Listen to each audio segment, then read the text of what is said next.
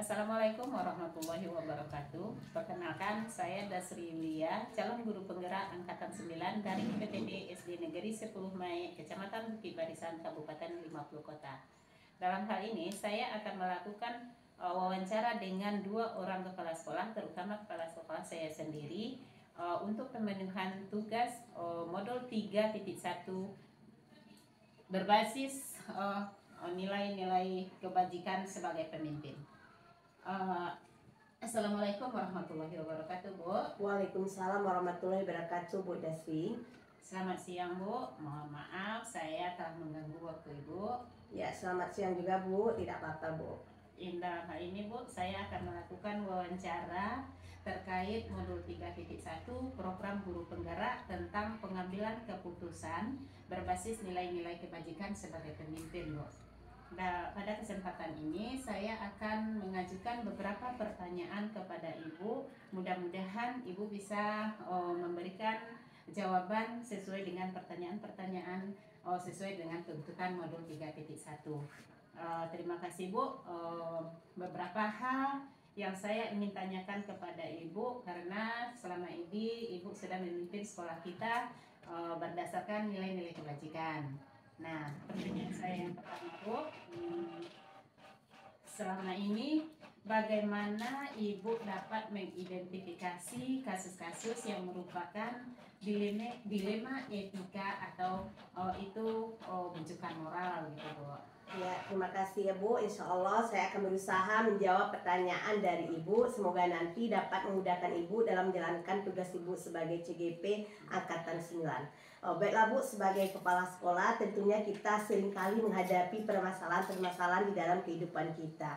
Nah, hal yang utama yang saya lakukan tersebut adalah kita lihat dulu di berbagai sisinya. Bagaimana permasalahan kita itu sendiri. Nah, jika seandainya nilai-nilai kebajikan yang ada dalam permasalahan tersebut bertentangan, maka itu dikatakan dilema etika. Nah, kemudian nanti ketika kita menghadapi suatu permasalahan, kita dikatakan ada yang benarnya, kemudian ada yang salahnya. Nah, itu dikatakan dengan bujukan moral. Maka hal utama yang saya lakukan tersebut adalah mengelompokkan apakah itu termasuk dilema etika, apakah itu termasuk dengan bujukan moral. Itu yang utama terlebih dahulu, Ibu. Ya, terima kasih, Bu.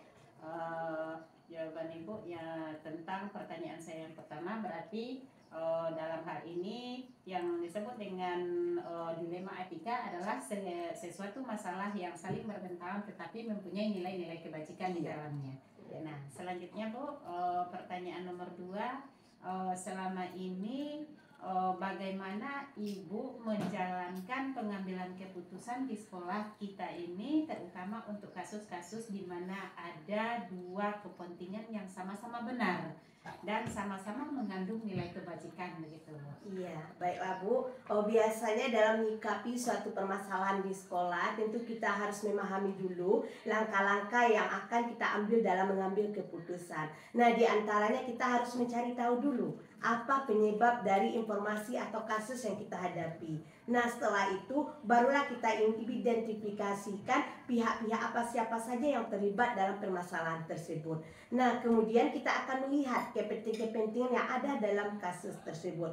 Nah, ketika ketiga hal itu sudah kita lakukan, maka kita akan mengidentifikasikan kasus itu dari berbagai sisi yang tadi, seperti dari sisi hukumnya, kemudian aturan sekolah, kemudian pandangan masyarakat, kemudian moral, kode etik, serta kondisi-kondisi khusus yang menyertai kasus tersebut. Nah, kemudian yang utama lagi nanti kita akan berkolaborasi dengan kepala sekolah lain misalnya, atau dengan guru di sekolah kita, agar nanti pengalaman itu dapat menentukan solusi terbaiknya. Nah, kemudian Ibu, dalam menyikapi tersebut kita juga harus melakukan refleksi. Nah, di mana refleksi ini nanti akan memudahkan kita mengambil keputusan kita, apakah sesuai dengan permasalahan atau tidak. Kemudian apakah sesuai dengan nilai-nilai yang kita yakini bersama. Kemudian serta yang utama itu adalah dapat dipertanggungjawabkan.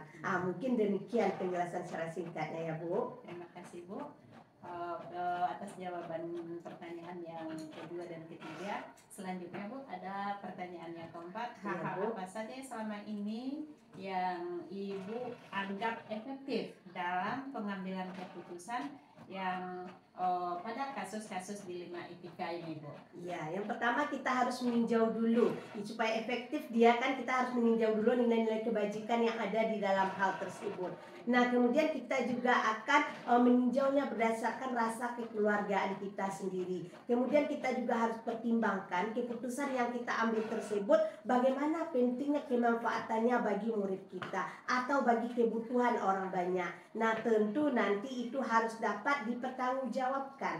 Seperti itu, Bu. Sehingga nanti permasalahan-permasalahan yang kita hadapi tersebut dapat diselesaikan secara baik. Seperti itu, Bu. Ya, terima kasih, Bu. Jadi intinya pertanyaan yang nomor 4, kita harus berkolaborasi begitu ya, Iya, betul dengan segala sekali. pihak atau yang pemangku kepentingan sekolah kita gitu ya, Bu, Iya, ya? betul sekali, Bu. Alhamdulillah, Bu. Selanjutnya masih ada pertanyaan berikut. Hal-hal apa saja yang selama ini merupakan tantangan dalam pengambilan keputusan pada kasus-kasus dilema etika begitu, Bu? Iya, tentunya kita menghadapi tantangannya, Bu. Nah, salah satu tantangan tersebut adalah kita kewalahan atau kesulitan kadang mengelompokkan apakah kasus ini termasuk kasus ringan, apakah kasus tersebut termasuk kasus yang agak sulit. Kemudian dalam penyelesaian waktunya juga membutuhkan waktu yang singkat, sehingga harus diselesaikan dalam waktu yang sesingkat-singkatnya. Namun demikian, kita juga harus membutuhkan waktu lain untuk mengumpulkan fakta dan data yang akan mendukung kita menyelesaikan kasus tersebut, Ibu.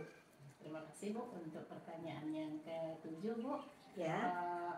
Adakah seseorang atau faktor-faktor yang selama ini mempermudah atau yang membantu Ibu dalam pengambilan keputusan kasus-kasus dilema etika ini, Bu? Ya, sangat ada, Ibu, dan itu sangat penting dalam kita mengambil suatu keputusan. Di mana tadi kita sudah katakan bahwa berkolaborasi itu merupakan komponen terpenting kita dalam menyikapi berbagai permasalahan.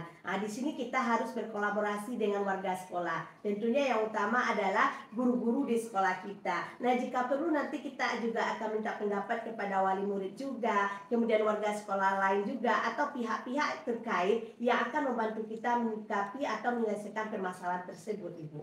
Terima kasih, Bu. Jadi dari sini bisa kita ambil sebuah kesimpulan dalam pengambilan sebuah keputusan kita mempertimbangkan berbagai faktor yang ada. Yang pertama itu kita harus berkolaborasi dengan pihak yang pemangku kepentingan di sekolah kita.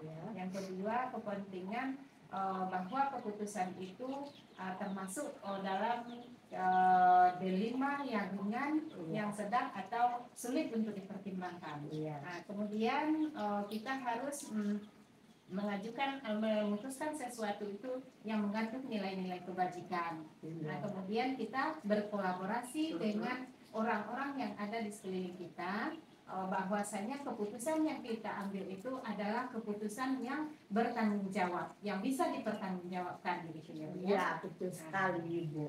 Terima kasih ya, Bu, ya, atas wawancara kita hari ini. Kira-kira pembelajaran yang dapat kita petik dari wawancara kita hari ini menurut Ibu kira-kira apa, Bu? Ya, sama-sama ya, Bu, ya. Saya juga mengucapkan terima kasih, Bu, karena kita bisa saling berkolaborasi sehingga Ibu sebagai CGP juga membawa perubahan ke sekolah kita nantinya. Tentunya pembelajaran yang dapat kita petik dari kegiatan kita tadi adalah sebagai kepala sekolah tentunya saya harus mempertimbangkan keputusan-keputusan yang akan saya ambil dalam menyelesaikan suatu permasalahan. Kemudian saya juga harus bekerja sama atau berkolaborasi dengan berbagai pihak tentunya. Kemudian saya juga harus bisa mengelompokkan permasalahan yang akan kita selesaikan sehingga nanti memudahkan kita dalam menyikapi suatu permasalahan. Dan ini sangat luar biasa pada diri saya pada siang hari, Ibu. Apalagi dengan mengadakan sesi tanya jawab bersama Ibu CGP hebat ini. Terima kasih, Bu. Sebelum wawancara ini kita akhiri, Bu, di tengah-tengah kesibukan Ibu hari ini ataupun saya sebagai tenaga pendidik di sekolah kita sangat mengucapkan terima kasih banyak. Mudah-mudahan doa yang sudah Ibu sampaikan tadi dikabulkan oleh Allah Subhanahu wa Ta'ala, dan kita bisa mengambil hikmah dari apa yang sudah kita wawancarakan hari ini. Mudah-mudahan kita bisa melakukan pekerjaan ataupun detailnya tugas kita masing-masing sebagai pendidik, dan mudah-mudahan ini adalah suatu pedoman bagi saya jika saya menjadi seorang pemimpin, begitu Bu. Terima Ya. kasih Bu.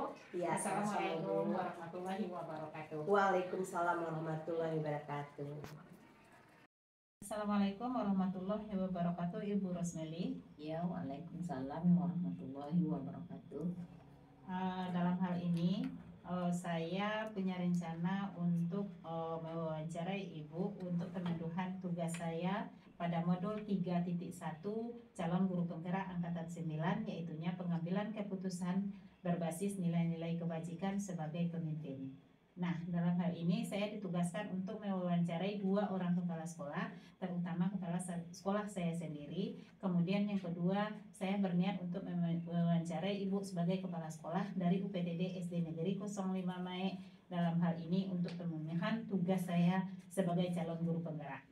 Nah, dalam hal ini Bu, saya akan mengajukan beberapa pertanyaan kepada Ibu tentang cara kita mengambil keputusan yang berbasis dengan nilai-nilai kebajikan yang berkaitan dengan dilema etika dan wujudan moral, begitu Bu. Ya, mudah-mudahan pada pertanyaan-pertanyaan ini saya bisa menjawab sesuai dengan harapan modul 3.2 ini, supaya tugas Ibu bisa juga terpenuhi dengan jawaban-jawaban yang akan saya berikan nantinya. Ya Bu, terima kasih. Kira-kira pertanyaan saya begini ya Bu ya. Bagaimana selama ini Ibu dapat mengidentifikasi kasus-kasus yang merupakan dilema etika atau itu wujudan moral, begitu Bu? Ya, terlebih dahulu sebelum kita dalam kita menemui masalah ini, kita terlebih dahulu mengidentifikasinya apakah ini termasuk wujudan moral atau dilema etika. Terlebih dahulu kita memperhatikan penyebab dari kasus-kasus ini. Apakah kasus-kasus ini bertentangan atau ada salah benarnya gitu. Kalau bertentangan masalah ini berarti termasuk wujudan moral. Kalau seandainya ada kasus ini benar salahnya, berarti ini termasuk dilema etika gitu. Ya, terima kasih Bu atas jawaban pertanyaan dari nomor 1. Kemudian pertanyaan yang kedua, bagaimana selama ini Ibu menjalankan pengambilan keputusan di sekolah Ibu ternyata atau terutama untuk kasus-kasus dilema dua kepentingan yang sama gitu Bu? Ya, jika terjadi permasalahan dua kepentingan yang sama benar ini, kita terlebih dahulu meninjau dari peraturan-peraturan yang ada di bidang pendidikan tersebut. Kemudian kita juga selanjutnya kita meninjau dari nilai kebajikan yang terdapat dalam masalah ini, dan kita memfokuskan kepada kepentingan, dan kepentingan tersebut kita libatkan pihak-pihak yang bertanggung jawab. Yang ketiga, langkah-langkah atau prosedur seperti apa yang bisa Ibu lakukan untuk memilah antara dilema etika dan wujudan moral gitu. Ya, terlebih dahulu kita memilih langkah-langkah apa saja yang harus kita terapkan dalam penyelesaian masalah ini. Untuk penyelesaian masalah dilema etika ataupun wujudan moral ini, kita terlebih dahulu membuat keputusan atau memutuskan sesuatu itu, sebaiknya keputusan kita itu berpihak pada murid. Kemudian mengandung nilai-nilai kebajikan dan dapat dipertanggungjawabkan. Ya, terima kasih Bu.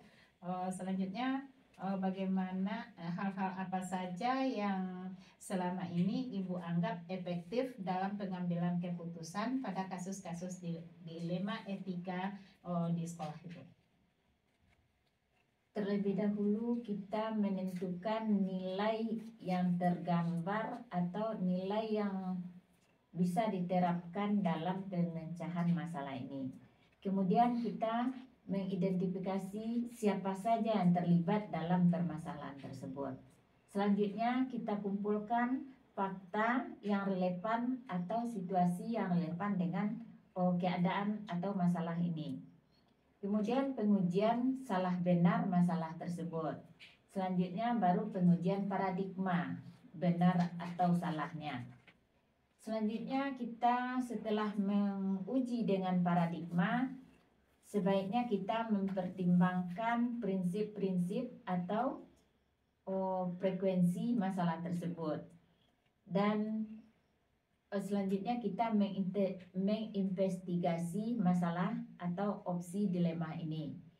Baru kita membuat keputusan. Setelah kita membuat keputusan, maka keputusan ini ditinjau ulang atau kita mereview keputusan ini apakah sudah benar keputusan ini kita berikan untuk memutuskan masalah, memecahkan masalah ini atau belum kurang tepat gitu. Ya, terima kasih Bu dengan jawaban yang sudah Ibu sampaikan. Kemudian masih ada pertanyaan berikutnya Bu, yaitu hal-hal apa saja yang selama ini merupakan tantangan bagi Ibu dalam pengambilan keputusan yang terkait dengan dilema etika ini Bu. Tantangannya yang pertama yaitu kita harus mengambil keputusan ini. Sedangkan dalam pengambilan keputusan ini seharusnya kita tidak merugikan satu pihak. Atau dengan kata lain kita mengambil keputusan ini harus saling ada untung antara pihak yang satu dengan pihak yang lainnya. Dan dalam permasalahan ini sebaiknya kita mengambil keputusan itu ya yang saling menguntungkan gitu Bu. Terima kasih Bu. Pertanyaan berikutnya Bu, apakah Ibu memiliki sebuah tata cara atau cara atau jadwal tertentu dalam sebuah penyelesaian kasus tersebut? Misalnya dalam jangka waktu sekian diselesaikan, dalam jangka waktu sekian diselesaikan begitu Bu. Kalau untuk penyelesaian masalah ini, karena masalah ini kan kita tidak mengharapkan atau kita tidak menjadwalkan masalah ini terjadinya. Jadi untuk penyelesaian masalah ini kita tidak menjadwalkan, cuman kita melihat tingkat kerumitan masalah tersebut. Tingkat waktunya, umpama kerumitannya apakah bisa diselesaikan saat ini, langsung diselesaikan. Atau jika ini membutuhkan waktu yang agak panjang, umpamanya dalam pertimbangan yang bisa diselesaikan cepat tadi, umpamanya anak berkelahi, gitu bisa diselesaikan dengan dalam waktu yang cepat. Tetapi kalau umpamanya masalah sosial anak, itu kita harus menjadwalkan atau menentukan waktu yang tepat untuk penyelesaiannya. Gitu. Terima kasih Bu atas jawaban pertanyaan saya yang ke-6. Dan selanjutnya pertanyaan saya di sini, kira-kira dalam penyelesaian masalah dilema etika ini, apakah ada seseorang atau faktor-faktor apa saja yang selama ini mempermudah Ibu atau yang membantu Ibu dalam pengambilan keputusan dalam kasus-kasus dilema etika? Ya. Terlebih dahulu kita dalam menyelesaikan masalah ini melibatkan yang pertama dulu guru yang ada di sekolah kita, tenaga kependidikan yang ada di sekolah tersebut. Kemudian jika tidak terselesaikan dengan warga sekolah, intern sekolah, baru kita melibatkan umpama komite, orang tua siswa atau masyarakat yang ada di lingkungan sekolah tersebut, atau melibatkan pemuka atau tokoh masyarakat yang ada di sekolah kita tersebut. Terima kasih Bu. Pertanyaan selanjutnya, dari semua hal yang sudah Ibu sampaikan tadi, pembelajaran apa yang bisa kita petik dalam wawancara kita ini untuk mengambil sebuah keputusan yang berkaitan dengan dilema etika, Bu? Ya, yang pertama sebaiknya sebelum mengambil keputusan ini kita terlebih dahulu mempertimbangkan masalah ini dulu. Apakah keputusan kita yang kita ambil nanti untuk menyelesaikan masalah ini apakah sudah benar atau belum gitu, atau sudah tepat waktunya atau belum. Kemudian kita juga selain dari mengambil keputusan tadi, kita melakukan kerjasama antara semua pihak yang terkait dari dunia pendidikan. Kemudian kita mempertimbangkan apakah hal ini tidak merugikan satu belah pihak atau diusahakan hal ini menguntungkan kedua belah pihak gitu. Mungkin itu yang bisa kita ambil untuk pengambilan kita ambil pengalaman untuk pengambilan keputusan selama wawancara yang kita adakan.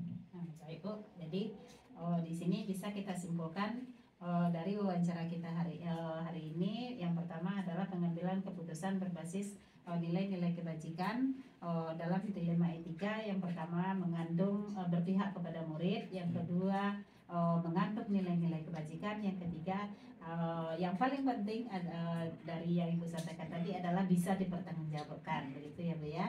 Yang kedua bisa kita ambil kesimpulan di sini, kita melibatkan semua orang yang berkepentingan di dalam sekolah tersebut untuk menyelesaikan permasalahan ini. Yang ketiga, mungkin di sini penyelesaiannya kalau itu kasusnya ringan, kita selesaikan pada saat itu. Dan jika kasusnya agak sulit, jadi mungkin kita bisa memakai waktu jangka panjang. Berarti kira-kira kesimpulannya seperti itu ya, Bu ya. Iya. Ya, mudah-mudahan wawancara kita hari ini, Bu, bisa bermanfaat bagi saya dan bisa meningkatkan keterampilan saya untuk mengambil sebuah keputusan, walaupun ini adalah tugas saya dalam modul 3.1, tapi ini adalah pembelajaran bagi saya untuk meningkatkan kompetensi untuk menjadi seorang pemimpin. Mudah-mudahan apa yang pengalaman-pengalaman yang sudah Ibu berikan kepada saya bisa saya pergunakan dan bisa menjadi pedoman bagi saya untuk langkah-langkah berikutnya dalam pendidikan ini, Bu. Terima kasih, Bu, atas waktunya. Saya ucapkan terima kasih. Assalamualaikum warahmatullahi wabarakatuh. Iya. Sama-sama. Jadi mudah-mudahan apa yang telah kita bincangkan ini yang baiknya bisa Ibu terapkan di sekolah Ibu dan mengimplementasikannya di sekolah Ibu. Mudah-mudahan dari pengalaman ini kita bisa berbagi cara untuk penyelesaian masalah-masalah tersebut. Ya, mudah-mudahan bisa menunjang kelancaran tugas Ibu dan menerapkannya di sekolah Ibu pengalaman yang telah kita lakukan ini. Ya, cuman demikian.